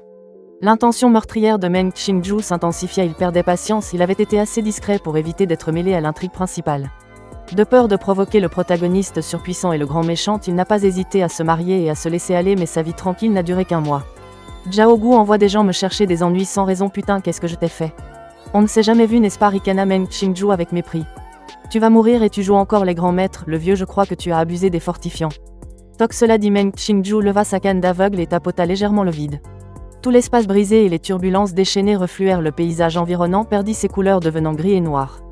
Comme sur une photo en noir et blanc, les oiseaux en plein vol reculaient image par image. Les feuilles mortes retournaient aux branches saccadément. Le vieil épéiste stupéfait regarda autour de lui, son expression devenant grave. Parole véritable de l'épéron, cria le vieil épéiste, son épée jaillissant comme un dragon, une lumière d'épée aussi vaste que l'océan déferla sur Meng Qingzhou. Sa puissance terrifiante pouvait tout anéantir. Meng Qingzhou esquissa un sourire et dit nonchalamment: répression. En un instant, l'intention d'épée sembla heurter une barrière invisible bloquée, elle ne pouvait plus avancer d'un pouce. L'intention d'épée océanique vola en éclats et retourna dans le corps du vieil épéiste. Meng Qingzhou prononça un autre mot: retour. Le monde perdit ses couleurs, devenant un paysage en noir et blanc qui défilait à l'envers comme dans un train, le décor refluait à toute vitesse. Qu'est-ce que c'est que ça? Le vieil épéiste ne put garder son calme, il découvrit avec horreur que l'énergie spirituelle qu'il avait libérée revenait lentement, le vide tranché par son épée se reconstituait. La loi du temps, le vieil épéiste recula malgré lui jusqu'à son point de départ et dit: c'est impossible, la loi du temps fusionnée à l'art de l'épée, c'est du jamais vu, c'est absurde. Tranche. Meng Qingju prononça un seul mot, l'instant d'après un nouveau souvenir apparut dans l'esprit du vieil épéiste. C'était il y a 10 ans, le jour où il tenta de percer au royaume du recouvrement des mers. À l'époque, son apparence n'était pas très différente de celle d'aujourd'hui. Le vieil épéiste était assis en tailleur dans sa grotte en sueur au moment crucial de sa percée. Soudain, une lueur illumina la grotte obscure, c'était une dague formée d'un affluent du temps. D'un geste vif, elle lui trancha un bras. Surpris par l'attaque, sa percée échoua. Son niveau chuta au sommet du royaume du mouvement des montagnes, une illusion. Le vieil épéiste reprit ses esprits sans s'inquiéter, mais en baissant les yeux, il découvrit qu'un de ses bras avait disparu, une cicatrice hideuse marquait le moignon. De plus, son niveau avait chuté inexplicablement au sommet du royaume du mouvement des montagnes. Ton intention d'épée peut marquer une cible, remonter le temps et interférer avec le passé. Pour en faire un fait établi dans le présent et le futur, le visage du vieil épéiste était terrifié, ses dents claquaient en parlant. Maudit sois-tu, Zhaogu, mais à qui t'en es-tu pris? Et cette agence de renseignement, ils sont payés à rien foutre ou quoi? Vous m'avez dit que ce sein de l'épée terrifiant était un mortel, ce vieil homme s'est fait avoir par un incapable. Zhaogu, tu m'as bien eu, le vieil épéiste implora aussitôt. Pitié vénérable, épargnez-moi, je suis prêt à tout. Meng Qingju sourit. Connaître mon niveau est déjà un crime impardonnable en tant que maître épéiste. Avoir vu cette intention d'épée temporelle. Tu peux mourir sans regret, pars avec dignité, je t'accorde le plus grand des respects. À ces mots, le vieil épéiste en sueur serra les dents. Vénérable, ne me poussez pas à bout, si vous m'y forcez, je peux vous blesser gravement, même si ça me coûte la vie. Meng Qingju sourit sans un mot, son intention meurtrière grandissant, échanger ta vie contre une blessure. Désolé, tu sous-estimes grandement le pouvoir de l'intention d'épée spatio-temporelle. Soudain, le regard du vieil épéiste devint vide, il se tapa la tête et rit nerveusement. Qu'est-ce que je raconte? Interférer avec le passé, intention d'épée temporelle. J'ai toujours été au sommet du royaume du mouvement des montagnes, j'ai tenté de percer au royaume du recouvrement des mers, mais j'ai échoué. Quant à mon bras, je ne me souviens plus, je l'ai sans doute perdu dans un combat. Meng Qingju afficha un sourire éclatant, révélant ses dents blanches, et dit doucement: tu as raison. Mais ce sourire glaça Woody qui observait la scène, ses lèvres devinrent blêmes et son regard vide fixé sur Meng Qingju. Pour la première fois, elle ressentait ce qu'était la véritable terreur. Palais impérial du Grand Jin, bureau du ministre. L'impératrice Dongfang Liuli examinait des rapports. En face d'elle était assis le grand secrétaire Jiang Kangai. Dongfang Liuli dit: le problème des bandits est quasiment réglé, mais les pertes dans les provinces sont lourdes. Des milliers de fonctionnaires de rang 6 à 9 ont été arrêtés ou tués, causant un manque de personnel. Ces problèmes doivent être résolus au plus vite. Jiang Kangai hocha la tête et dit: votre humble serviteur détient une liste. Elle est remplie de fonctionnaires corrompus et de preuves contre les sectes du Grand Jin. Les pertes financières peuvent être récupérées auprès d'eux. Quant au manque de fonctionnaires, votre humble serviteur propose d'instaurer un examen impérial 2 fois par an, divisé en examen de printemps et examen d'automne. Votre humble serviteur a aussi demandé au département de la supervision de forger des trésors spirituels pour surveiller les sites d'examen et empêcher la triche une fois l'examen d'automne terminé. Les talents sélectionnés seront tous envoyés dans les différentes régions. Les fonctionnaires du ministère des rites agenouillés au sol furent secrètement stupéfaits en entendant cela. Le grand chancelier est bien digne de son titre de stratège du Grand Jin. Qin Fengguo, qui se tenait à côté comme une statue d'argile, put s'empêcher de le regarder et de demander: lettré aigri, tu n'avais tout de même pas prédit la situation d'aujourd'hui? Jiang Kangai répondit calmement: depuis que Sa Majesté a révélé la prophétie du Saint, votre serviteur est sur ses gardes. J'ai préparé des mesures préventives à l'avance. Brute, penses-tu vraiment que je suis un incapable? Qin Fengguo fit la moue. Finalement, tout ça c'est grâce à la prophétie de Sa Majesté, à quoi sers-tu?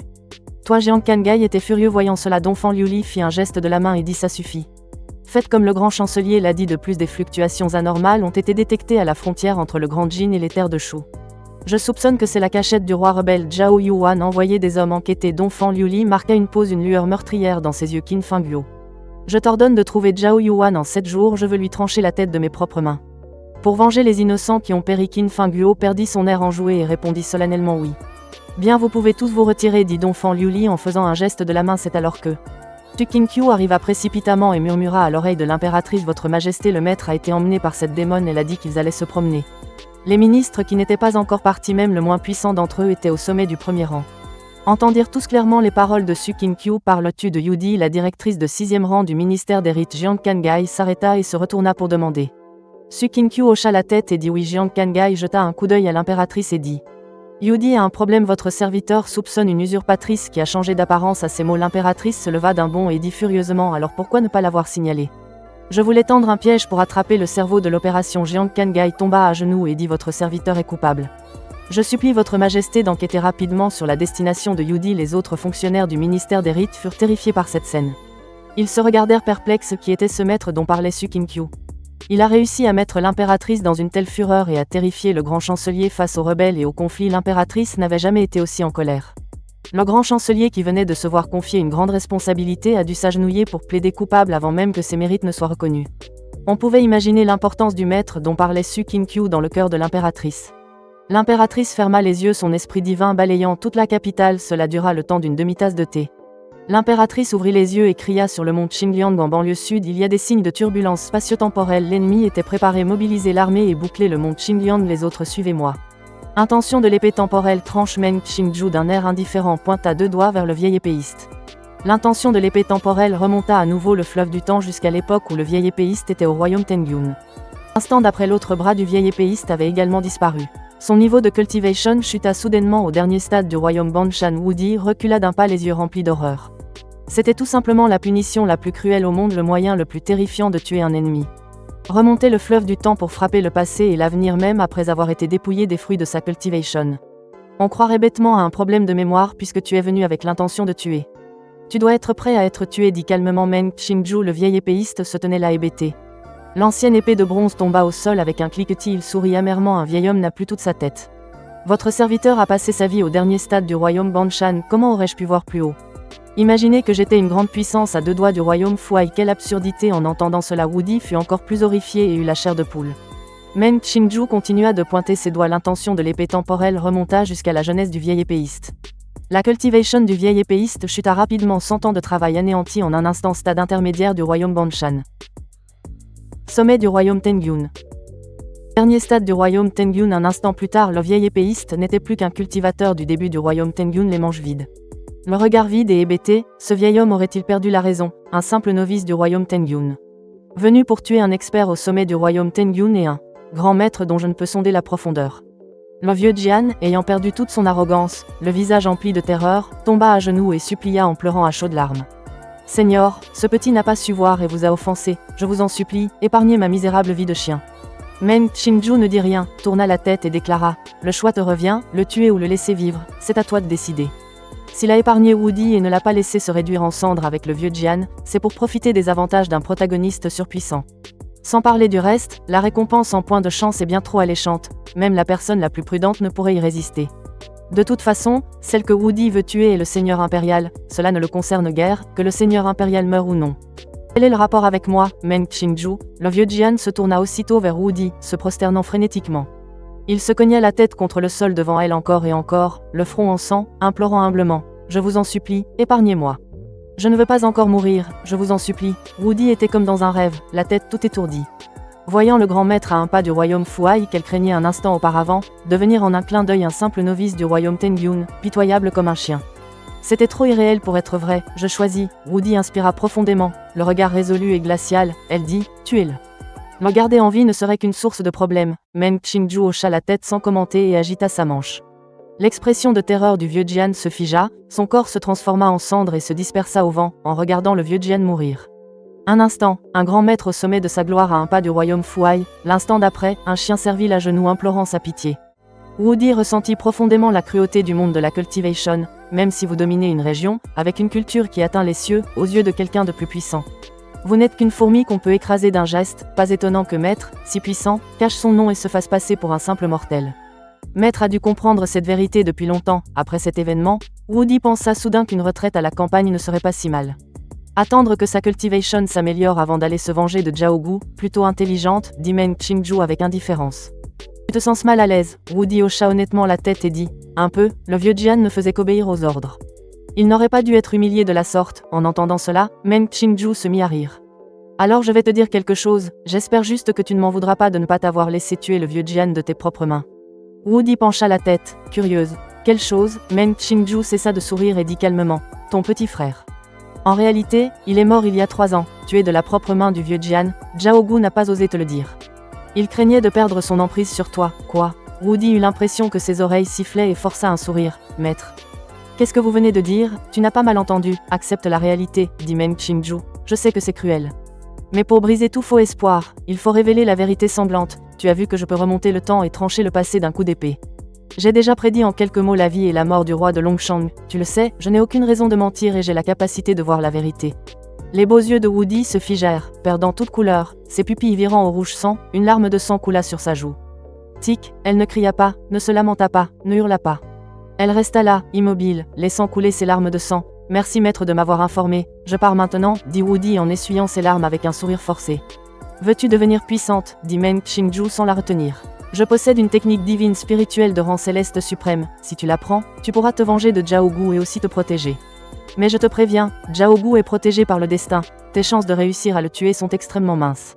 Woody s'arrêta, se retourna brusquement et serra Meng Qingju par la taille, incapable de retenir plus longtemps ses émotions, elle éclata en sanglots. Ses larmes trempèrent les vêtements de Meng Qingju, qui faillit lâcher un « Mademoiselle, un peu de retenue s'il vous plaît ».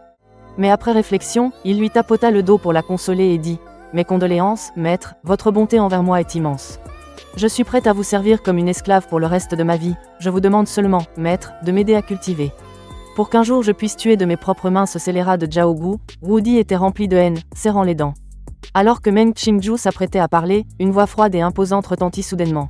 « Je ne dérange pas vos amourettes, j'espère, mon Qingliang, dans la banlieue sud de la capitale. » L'un, le commandant de la garde impériale, menant une armée de 3000 cultivateurs au sommet du premier rang, a bouclé toute la montagne. L'impératrice Donphan Liuli et un groupe de courtisans traversèrent le vide, apparaissant en un clin d'œil dans le ciel au-dessus du mont Qingliang. Qin Fengguo, sentant l'inquiétude de l'impératrice, la réconforta. « Rassurez-vous, nous sommes dans la capitale, ce criminel n'osera pas faire d'excès. » Donphan Liuli ne dit rien et sonda précipitamment la montagne Qingliang de son esprit, puis elle vit Woody en larmes dans les bras de Meng Qingju se lamentant.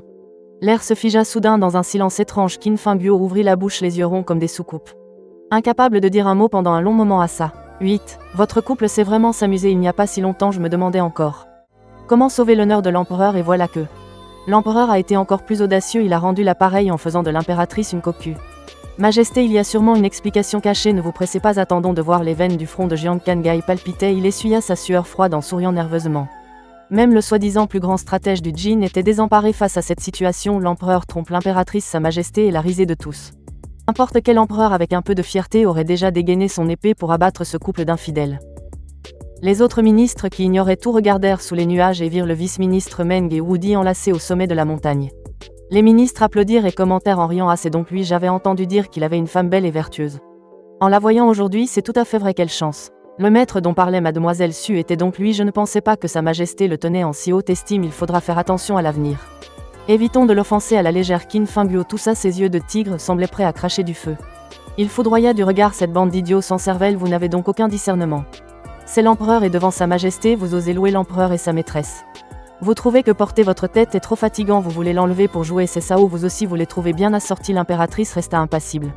Mais au fond de ses yeux une tempête faisait rage. Les ministres jetèrent un regard étrange à Qin Fengguo. Pourquoi le grand maréchal a-t-il un problème aux yeux? Il n'arrête pas de nous dévisager. Nous complimentons le vice-ministre Meng et son épouse, en quoi cela vous concerne-t-il? Bien sûr qu'ils sont assortis, un homme de talent et une beauté, un couple parfait. Les ministres levèrent le pouce en signe d'approbation jusqu'à ce que quelqu'un se souvienne soudain du jour de l'anoblissement de Meng Qin. Le suspectait d'être le favori de l'impératrice et puis il y avait ce maître prononcé par Su Qinkyu, la servante personnelle de l'impératrice. 8. Tous les ministres furent saisis d'effroi, un frisson leur parcourut l'échine, ils se regardèrent, une grande partie d'entre eux s'agenouilla en plein ciel. Votre majesté, nous ne savions pas qu'il était votre. Les ministres bafouillèrent, n'osant pas prononcer le mot amant en public.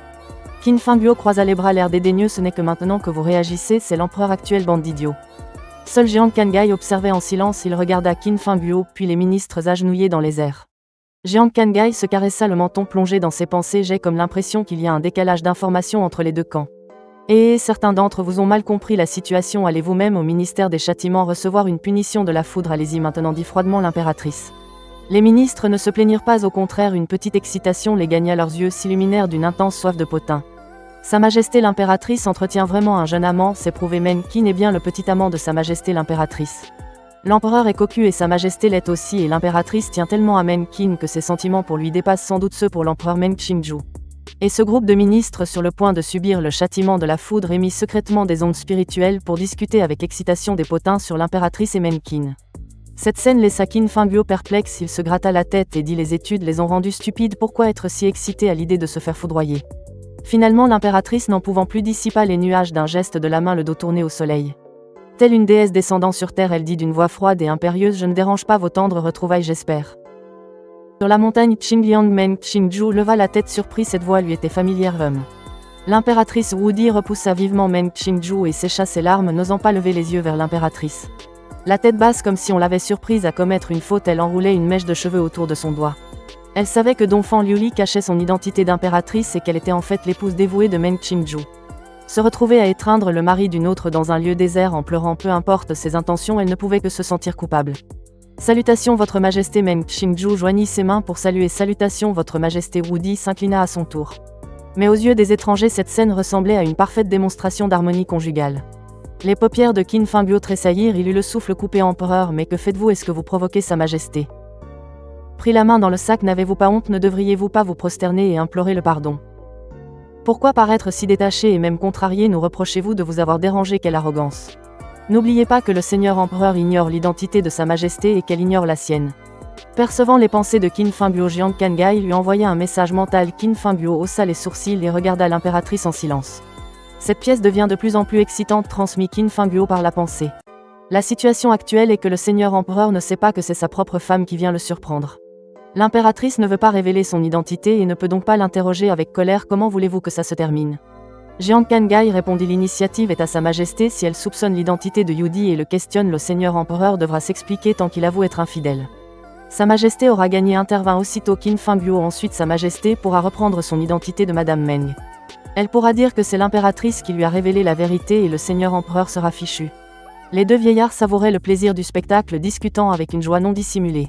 Finalement leur déduction fut unanime. Nous ne voyons pas comment sa majesté pourrait perdre. Le seigneur empereur va passer un mauvais quart d'heure. Votre majesté, quelle est la raison de votre venue? demanda Meng Qingzhou. Donfang Liuli plissa ses yeux de phénix, un orage se préparant, et dit d'un ton calme. Nous avons reçu un rapport indiquant que Yudi, administratrice de 6e rang au ministère des Rites, a été victime d'une usurpation d'identité. Nous suspectons un complot. Pourquoi êtes-vous avec elle? Meng Qingzhou répondit. Pour répondre à votre majesté, mademoiselle Yudi était autrefois une subordonnée du roi rebelle Zhao Yuan. Son jeune frère était retenu en otage, elle devait obéir, mais elle a récemment appris qu'il a été tué il y a 3 ans. Elle ne cherche donc que la vengeance.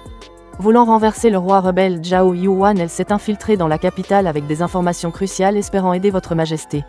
Wudi cligna de ses grands yeux. Même si je sais que tu essaies de m'aider. Mais je n'ai aucune information à donner. La cachette de Zhao Gu change tous les 7 jours et en y réfléchissant. Il y a 2 jours, Zhao Gu a justement changé de cachette. 2 jours plus tôt, j'aurais pu servir de guide. Capturez vivant l'héritier Zhao Gu. Ah bon, parlez-en, dit Donfang Liuli d'un ton détaché. Elle observait avec froideur ce couple illégitime en dessous. Meng Qingzhou s'inclina et dit d'une voix forte. Le vrai nom de Yudi est Wudi, une tueuse au service de Zhao Gu. Elle apporte une information cruciale, mais avant de la révéler. J'espère que votre majesté acceptera d'épargner Wudi, je suis prêt à la prendre sous ma protection. Le regard de l'impératrice se fit plus glacial, elle ricana. Vous voulez aussi la prendre sous votre protection? Oui, répondit fermement Meng Qingzhou sans se relever. De toute façon, ça fait longtemps que je veux tondre la laine sur le dos de Zhao Gu, puisqu'il me l'apporte sur un plateau, je prends tout. En perdant un soutien majeur pour son avenir, la chance de Zhao Gu va sûrement s'effondrer. Ekei Wudi ignorait les pensées de Meng Qingzhou. Elle regardait stupéfaite le jeune homme aux yeux bandés qui se tenait devant elle, prêt à affronter l'impératrice pour la protéger. Wudi, qui venait d'apprendre la perte de sa famille, sembla soudain trouver un refuge. Monsieur, le regard de Wudi devint flou, ses yeux de renard encore plus envoûtants. Non, nous n'acceptons pas. L'impératrice jeta un regard à l'expression fascinée de Wudi et refusa catégoriquement. Meng Qingzhou dit avec détermination. Si votre majesté refuse, je ne parlerai pas. Permettez-moi de vous rappeler une chose. Information apportée par Wudi et la cachette du roi de Shu Zhao Yuan. À ces mots, Qin Fengguo fut le premier à perdre son calme. Qin Fengguo, très excité, demanda vivement. Vraiment, s'il faut dire qui déteste le plus les traîtres et veut le plus la peau de Zhao Yuan. À part l'impératrice Donfang Liuli, le deuxième sur la liste est Qin Fengguo. C'est vrai, dit Meng Qingzhou. Votre majesté, la situation est plus importante, conseilla Qin Fengguo à Donfang Liuli. Après tout, c'est le seigneur empereur et visiblement il ne vous a pas fait porter de cornes. Il a même rendu un grand service et regardez-vous, vous entretenez un jeune amant et vous le délaissez. De quel droit refuseriez-vous? demanda Donfang Liuli. Êtes-vous en train de négocier avec nous? Nous sommes curieuses, n'avez-vous pas dit que vous aimiez profondément votre femme? Pourquoi alors êtes-vous impliqué avec une autre femme, prêt à mourir pour la protéger? Meng Qingzhou ricana. Votre majesté n'a aucune querelle avec Wudi, de plus Wudi a rendu un grand service même si je ne la protégeais pas. Votre majesté la tuerait-elle vraiment? Il ne manquait plus que de dire. J'ai parié que vous ne seriez pas sérieuse, c'est pour ça que j'ai osé vous provoquer. L'impératrice pinça ses lèvres rouges, ses yeux froids s'assombrissant et dit alors comment expliquez-vous votre trahison envers votre femme et votre liaison avec une autre? Elle savait qu'elle n'aurait pas dû demander, peu importe son identité, elle n'en avait pas le droit en tant qu'impératrice. C'est une relation de souveraine à sujet, en tant que Donfang Liuli une relation d'employeur. Ce n'est qu'un faux couple. Donfang Liuli était en proie à un conflit intérieur en se remémorant la scène de Meng Qingzhou et Wudi s'enlaçant. Une douleur comme des aiguilles et un sentiment de jalousie lui serra le cœur. Meng Qingzhou. Qu'y aurait-il à vous expliquer, votre majesté? Tout est de la faute de votre servante Woody. Votre servante a appris la nouvelle du décès de son frère. Submergé par l'émotion, je cherchais du réconfort, mais Monsieur Meng et moi sommes innocents, déclara Woody en s'avançant. À ces mots, Donphan Liuli repensa à la scène, et en effet cela ne ressemblait pas à un rendez-vous galant. Soulagée sans savoir pourquoi, elle sentit un poids quitter ses épaules. Comment ai-je pu ne pas m'en rendre compte plus tôt, pensa l'impératrice en se massant le front. J'ai agi impulsivement et j'ai perdu mon sang-froid, je comprends maintenant. Donphan Liuli hocha la tête et dit: si tes informations sont vraies, j'accepterai ta demande et j'épargnerai Woody. Fais-en ta servante ou ta garde. Meng Qingzhou joignit les mains calmement et dit humblement: votre serviteur remercie sa majesté. Voyant la conversation toucher à sa fin, Jiang Kangai tout sauta et dit: d'autre part, rendez-nous la vraie Woody. La vraie Woody va bien, elle est juste piégée dans une illusion, je l'ai cachée, dit Woody joyeusement, ne pouvant s'empêcher de regarder Meng Qingzhou. Son sourire était enivrant en voyant cette scène. Donphan Liuli eut un mauvais pressentiment. Et elle commença à regretter. Meng Qingzhou se tourna et pointa sa canne d'aveugle vers le sud en disant calmement: le roi de Shu Zhao Yuan mène une armée d'1 million d'hommes. Ils sont en embuscade dans les montagnes Zhangxian. Les 500 000 soldats restants gardent le pays de Shu pour prévenir toute attaque sur les lignes de ravitaillement. Les montagnes Zhangxian près de la ligne de défense frontalière de Dapu, s'étonna Jiang Kangai. C'est une terre interdite ancestrale, d'innombrables pratiquants y sont allés chercher des trésors immortels, mais peu en sont revenus vivants. Comment une armée d'1 million d'hommes pourrait-elle s'y cacher, dit Meng Qingzhou. Zhao Yuan a l'étoffe d'un grand homme, il ose faire ce que personne n'imagine. Une armée d'1 million d'hommes est trop visible, alors il a passé des années sans compter le coût. Sans compter les hommes, il est même allé lui-même défricher les montagnes Zhangxian et a finalement réussi à créer une zone assez grande pour 1 million de soldats. Jiang Kangai réfléchit longuement, évaluant la probabilité d'un tel scénario pendant un long moment. Jiang Kangai regarda Donphan Liuli: votre majesté, votre vieux serviteur pense qu'il y a 9 chances sur 10. Une terre interdite, crainte de tous, est justement un endroit auquel personne ne penserait. La cachette parfaite, sinon l'impératrice a envoyé d'innombrables pratiquants patrouiller jour et nuit dans le royaume de Jin. Pourtant ils n'ont trouvé aucune trace de Zhao Yuan, comme s'il s'était évaporé. S'il se cachait dans les montagnes Zhangxian, cela expliquerait tout. Qin Fengguo ordonna Donphan Liuli avec fermeté: rends-toi immédiatement aux montagnes Zhangxian, je te donne 3 jours pour trouver la cachette de Zhao Yuan. Qin Fengguo s'exalta aussitôt, joignant les poings et disant oui. Sur ce, il déchira l'espace et disparut. Allons, rentrons à la cour. Donphan Liuli se retourna mais fronça soudain les sourcils en regardant un point sur la montagne Qingliang. Aussitôt, d'un geste de sa main délicate, Donphan Liuli attira à distance une trace d'intention d'épée temporelle d'une clairière. Cette trace d'intention d'épée temporelle fine comme un cheveu semblait être une lame d'os qu'elle effleura à peine. Elle pénétra instantanément dans le corps de Donphan Liuli. Votre majesté, s'exclama Jiang Kangai en pâlissant. Ce n'est rien, dit Donphan Liuli en levant la main, regardant une de ses mèches de cheveux rouges cristallins devenir transparente sur son épaule. Donphan Liuli dit d'un air solennel: une intention d'épée qui touche au grand Dao du temps, à en juger par sa puissance. Le niveau du pratiquant doit être autour du royaume de l'éclat lunaire. Une simple trace résiduelle d'intention d'épée peut me blesser. La force de cette personne n'est probablement pas inférieure à la mienne. Jiang Kangai dit perplexe: une intention d'épée impliquant les lois du temps, je n'en ai jamais entendu parler de toute l'histoire. De plus, tous les pratiquants du royaume de Jin au-dessus du royaume du déplacement de montagne sont répertoriés. D'où sort cette personne? Sur ce, ils se turent tous les deux. Woody, qui avait tout entendu, réalisa alors qu'elle avait sous-estimé la puissance de Meng Qingzhou. Même l'impératrice le trouvait redoutable et le considérait comme un grand ennemi. Un saint de l'épée capable de rivaliser avec un monarque, et pourtant si discret, chaleureux et dévoué à sa famille, et pas arrogant, mais son apparence est sublime. Comment peut-il exister un homme si parfait dans ce monde? Woody regardait Meng Qingzhou les yeux brillants et rêveurs. À tel point que son seul défaut, sa cécité, était devenue sa plus grande qualité. Après tout, une créature parfaite est un dieu, ce sont les défauts qui font l'homme. Qingzhou, as-tu déjà vu un pratiquant maniant l'épée?